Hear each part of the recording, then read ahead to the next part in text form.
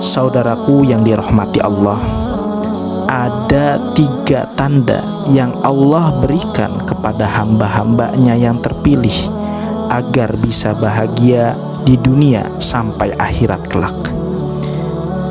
Dan tentunya 3 tanda ini bisa kita upayakan untuk hadir di dalam kehidupan kita. Lantas, apa 3 tanda kebahagiaan itu? Insya Allah kita akan bahas di channel ini.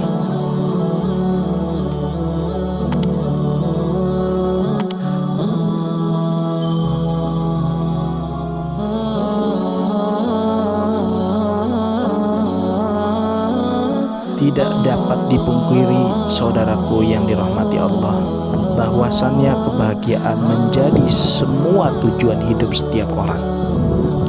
Akan tetapi kebahagiaan ini sering salah diartikan. Ada orang yang berbahagia ketika hanya mendapatkan materi. Ada orang berbahagia ketika jabatannya naik. Ada orang pula yang sangat berbahagia ketika mendapatkan pasangan yang diidam-idamkan. Padahal kebahagiaan yang sampai pada akhirnya mendapati sebagai kebahagiaan yang hakiki adalah 3 hal yang tentunya Allah Rasulnya telah mengatakan di dalam firman dan sunnahnya. Yang pertama adalah bersyukur ketika mendapat nikmat. Dengan sikap ini, orang akan tetap mendapatkan tambahan nikmat dan keberkahannya sebagai janji Allah Subhanahu wa Ta'ala dalam firman-Nya, Quran Surat Al-Ibrahim ayat ke-7.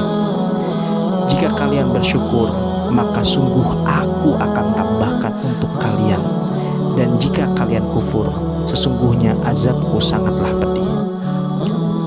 Hanya saja perlu kita ingat, saudaraku, sikap ini tidaklah mudah. Kita baru bisa bersyukur ketika kita merasa bahwa apa yang ada pada diri kita adalah pemberian Allah yang sudah sangat banyak. Dengan ini kita tidak akan bisa membandingkan kenikmatan yang ada pada diri kita dengan nikmat yang Allah berikan kepada orang yang lebih sukses daripada kita. Inilah kunci dan tanda yang diajarkan oleh Nabi Muhammad SAW. Beliau pun pernah bersabda, lihatlah kepada orang yang nikmatnya lebih bawah daripada kalian. Jangan melihat kepada orang yang nikmatnya di atas kalian. Dengan ini akan lebih memungkinkan agar kalian tidak meremehkan nikmat Allah pada diri kalian. Hadis riwayat Tirmidzi. Nabi SAW mengakui bahwa manusia memiliki sifat hasad dan selalu menginginkan nikmat yang Allah berikan kepada orang lain. Dengan sebab ini, orang akan melupakan nikmat yang ada pada dirinya. Karena itu beliau SAW senantiasa mengarahkan kepada manusia agar menutup celah timbulnya perasaan ini dengan membandingkan keadaan dirinya dengan keadaan orang lain, lebih rendah kenikmatannya daripada nikmat yang ada pada dirinya.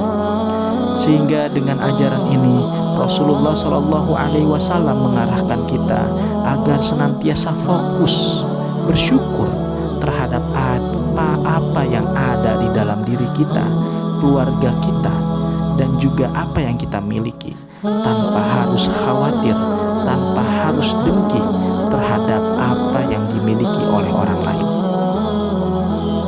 Yang kedua adalah bersabar ketika mendapat ujian.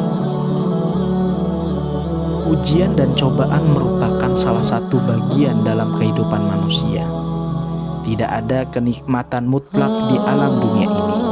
Sehebat apapun manusia, sekaya apapun ia, kenikmatan yang ia rasakan akan bercampur dengan ujian dan cobaan. Namun, orang yang beriman bisa mengkondisikan keadaan yang sejatinya pahit ini sebagai bagian daripada kebahagiaan. Itulah luar biasanya sikap sabar yang dapat menjadikan seseorang berada dalam kebahagiaan walaupun secara kasat mata berada di dalam kesukaran. Dan tentunya sikap sabar ini mendapatkan pahala yang luar biasa dari Allah Subhanahu wa ta'ala. Bahkan dikhususkan di dalam surganya ada pintu yang dinamakan pintu sabar. Karena itu, semakin besar sikap sabar yang dilakukan, semakin besar pula kebahagiaan yang dia rasakan. Barangkali inilah di antara rahasia bahwa semakin sempurna keimanan seseorang, maka semakin besar pula ujian yang Allah berikan kepadanya. Dinyatakan dalam sebuah hadis dari Anas bin Malik radhiyallahu anhu bahwa Nabi Muhammad SAW bersabda, "Sesungguhnya besarnya pahala sepadan dengan besarnya ujian.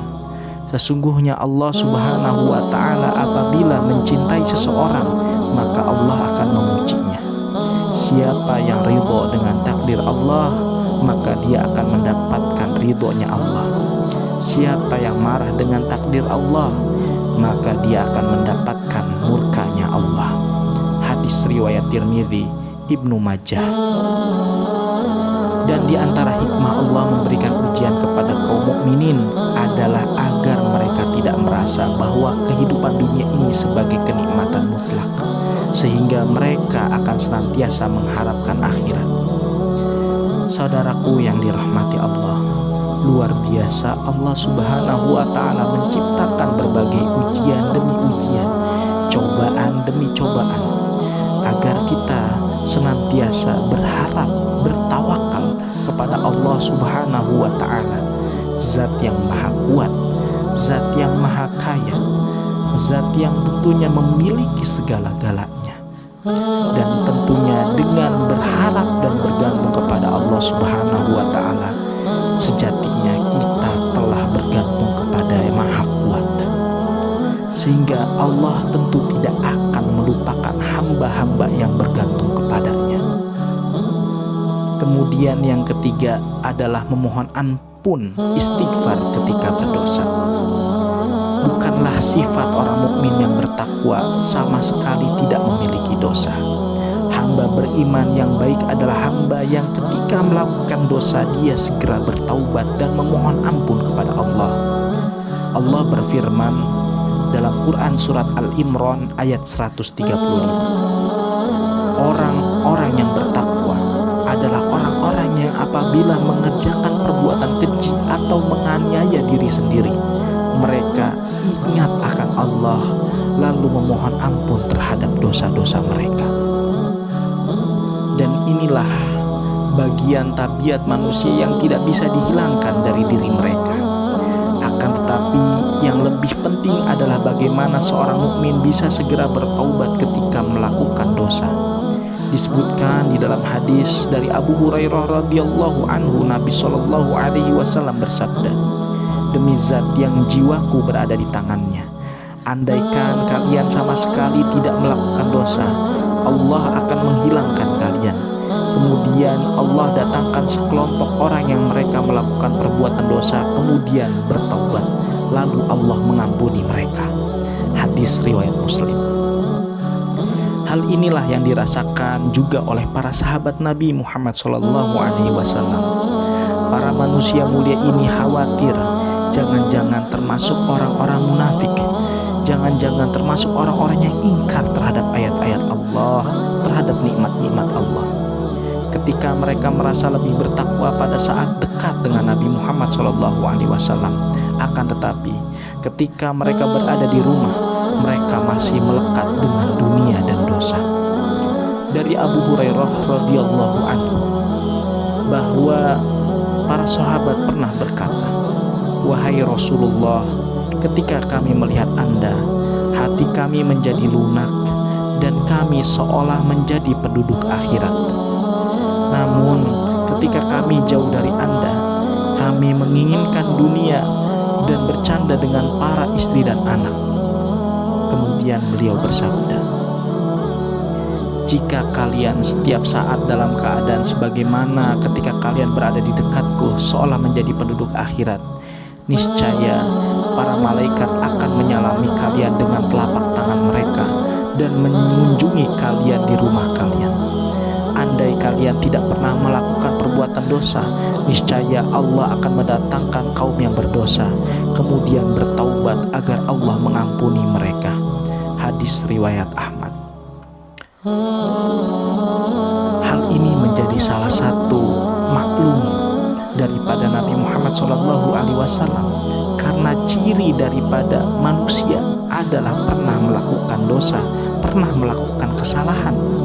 Akan tetapi sebaik-baik orang yang melakukan kesalahan adalah orang yang senantiasa langsung bertaubat. Maka taubat menjadi salah satu kunci tanda kebahagiaan bagi setiap orang. Ketika orang tersebut bertaubat atas dasar ikhlasan dirinya, atas dasar ingin berbenah diri agar Allah Subhanahu wa Ta'ala cinta terhadap dirinya, maka ini menjadi salah satu tanda kebahagiaan bagi orang tersebut.